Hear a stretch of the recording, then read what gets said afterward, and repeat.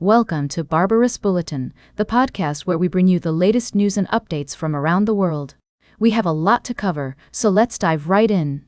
Our top story today is about the ongoing tensions between the United States and Iran. Israeli Prime Minister Benjamin Netanyahu is in Washington, where he's meeting with President Donald Trump to discuss nuclear talks with Iran. The meeting comes after Oman facilitated talks between Iran and the U.S. last week, which showed enough consensus for diplomacy to continue. However, there are concerns that the U.S. may not be taking a tough enough stance in these negotiations, and Netanyahu is pushing for a more robust approach. Meanwhile, President Trump has hinted at sending a second aircraft carrier to the Middle East, which has raised fears of new military action. This comes after Trump had already positioned one aircraft carrier in the region, following a bloody government crackdown on nationwide protests in Iran. The U.S. had threatened to intervene militarily last month, but ultimately held off. It's a complex and delicate situation with many different players involved. We'll be keeping a close eye on developments and bringing you updates as more information becomes available. In the meantime, it's clear that the situation between the U.S. and Iran remains volatile, and any misstep could have serious consequences. We'll be right back with more of today's top news on Barbarous Bulletin. Welcome back to Barbarous Bulletin. We're diving into a complex and fascinating story that highlights the economic consequences of geopolitical tensions between Pakistan and Afghanistan. The recent border closures have had far-reaching effects on trade between the two nations, with both countries facing significant losses.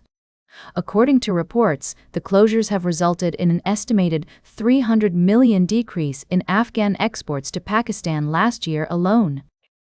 Pakistani businesses are also feeling the pinch, with some estimating losses of around 400,000 due to damaged and expired stocks. The situation is dire, with many business leaders forced to explore alternative routes for their exports, including through China or Iran. However, these alternatives come with their own set of challenges, including unclear policies and limited banking channels. The pharmaceutical industry is particularly affected, with Pakistan's yearly exports to Afghanistan worth around $200 million. The Taliban government has even imposed a ban on Pakistani pharmaceuticals, citing quality concerns, which could lead to significant losses for Pakistani manufacturers. It's essential to acknowledge that the people on both sides of the border are suffering due to these closures. Patients in Afghanistan who rely on medicines from Pakistan are facing shortages, and business owners are struggling to stay afloat. As one shop owner noted, "From both sides, it's the people who are going to be the losers." As we continue to monitor this situation, it's clear that a resolution is needed to avoid further economic hardship for both countries. We'll keep following this story and provide updates as more information becomes available. Welcome back to Barbarous Bulletin. As we wrap up today's show, we're taking a closer look at the latest developments in European migration policies. The European Parliament has recently voted on two key laws that aim to reform the continent's approach to asylum seekers and migrants. On one hand, supporters of these measures argue that they will help to streamline the process, reduce the number of asylum claims, and provide more effective protection for those who genuinely need it.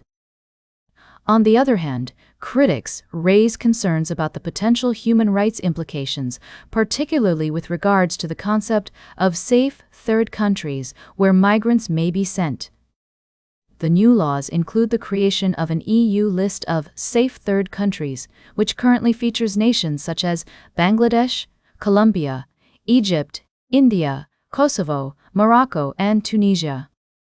However, rights groups have expressed alarm about the inclusion of some of these countries, citing concerns about their human rights records and the potential risks faced by migrants who are sent there.